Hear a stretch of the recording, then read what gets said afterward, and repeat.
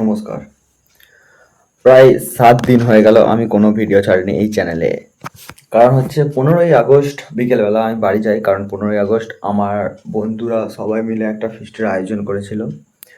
তাই বাড়ি যাই, ফিস্টি করি। আর তার মোটামুটি ৪-৫ দিন পর আমার আরআরবি গ্রুপ ডি এর পরীক্ষা ছিল। সেই পরীক্ষাটার জন্য আমি আর এখানে আসিনি। ডাইরেক্ট ওখানে কিছুদিন থেকে ঘোরাফেরা করে আড্ডা মেরে ওখানে যা টুকটাক পড়ছিলাম এটাই যা, তার থেকে বেশি কিছু নয়।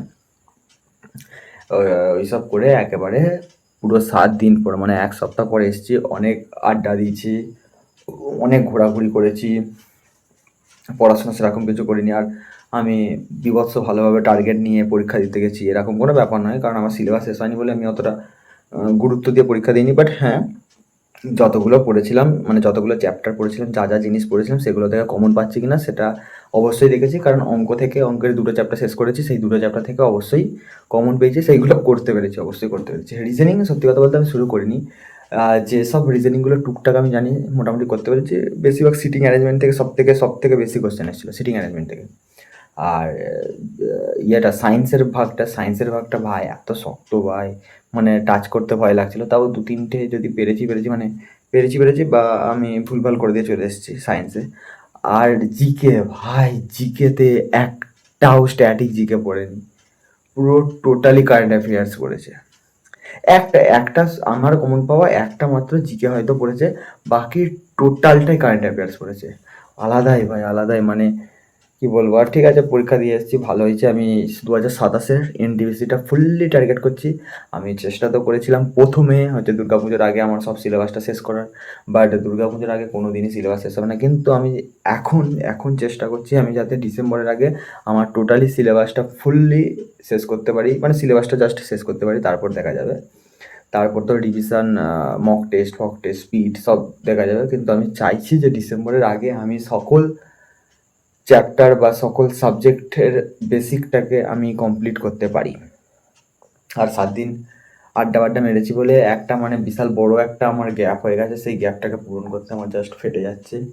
আজকে আগের শনিবার গেছি আমি, আজকে এসেছি রবিবার সকালবেলায়। আজকে সারাদিন মানে আগে কি পড়েছিলাম সেগুলো দেখছি, যে আবার তো কাল থেকে ভালোভাবে শুরু করতে হবে। মানে একটু তো ফাটছেই ভাই, কারণ বেশি গ্যাপ দিয়ে দিয়েছি। ওখানে গিয়ে জাস্ট অঙ্ক টুকটাক প্র্যাকটিস করেছি আর হিস্ট্রি টুকটাক পড়েছি, বাস পড়ার মতন। আমি নতুন কিছু পড়িনি বা নতুন কিছু মানে রিভিশন করেছি এরকম কিছু নয়। জাস্ট যেগুলো পড়েছিলাম আমি অঙ্ক টুকটাক প্র্যাকটিস করেছি আর হিস্ট্রি টুকটাক পড়েছি, তাছাড়া আর বেশি কিচ্ছু নয়। ওখানে গিয়ে শুধু ঘোরা বেড়ানো আড্ডা এইটুকুনি হয়েছে, তাছাড়া আর কিচ্ছু নয়। একটা গ্যাপ হয়ে গেছে, কিছু করার নেই। ঠিক আছে, কালকে থেকে আবার রেগুলারলি ভিডিও আসবে। প্রত্যেকদিন ভিডিও ছাড়া সম্ভব নয়, কারণ পড়াটাকে মাথায় রেখে চলতে হবে। ভিডিওটাকে মাথায় রেখে সবসময় চলতে গেলে একটু প্রবলেম হবে, অত টাইমটা সম্ভব হবে না। তবে চেষ্টা করবো, হ্যাঁ অবশ্যই চেষ্টা করবো। মানে নিজের যখন খুব খারাপ লাগবে, একা লাগবে, একটু পড়াটাকে আমাকে টেনে নিয়ে যেতে হবে।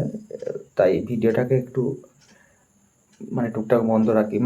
রাত্রিবেলা যদি আমি ঘুমিয়ে যাই, মানে তাড়াতাড়ি ঘুমিয়ে যাই, ভোরবেলা যদি উঠবো ভাবি, সেই ক্ষেত্রে ভিডিও করাটা একটু চাপ হয়ে যায়। যখন আমার মনটা খুব আপসেট থাকে, ঠিক আছে, যখন কারোর সাথে কথা বলার মতন মানে স্কোপ পায় না বা মনটা খুব খারাপ লাগছে, তখন ভিডিও তো অবশ্যই করবো ভাই। নিজের কথোপকথন নিজের সাথে করবোই। ঠিক আছে, সবাই ভালো করে পড়বে। এরকম গ্যাপ সবার জীবনে আসবে, কিন্তু সেগুলোকে বারবার যাতে না হয় সেটা দেখবে। টেনে একটু পড়ো, আস্তে আস্তে সব হবে, চেষ্টা করো, সফল হবেই। Tata, good night, by.